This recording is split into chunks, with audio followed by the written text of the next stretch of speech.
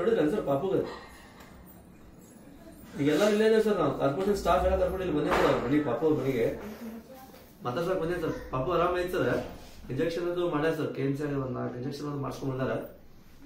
ಭಾಳ ಕಡೆ ಸರ್, ಹಿಂದೆ ಬೆನ್ನಿಗೆ, ಹಿಂದೆ ಹಿಪ್ಸ್ಗೆ, ಮುಂದ್ ತೊಡಿಗೆ, ಕಾಲ್ಗೆ ಎಲ್ಲಾ ಕಡೆ ಹಿಡಿದು ಸರ್.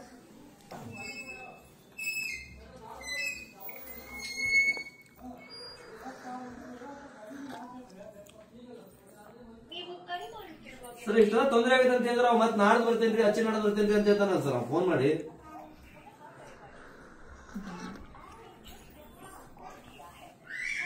ಅಲ್ ಸರ್, ಈಗ ಅದಾರಲ್ಲ ಟೀಮ್, ಅವ್ರನ್ನೆಲ್ಲ ಕಳ್ಸ್ಬೇಕಲ್ ಸರ್ ಇಲ್ಲಿ.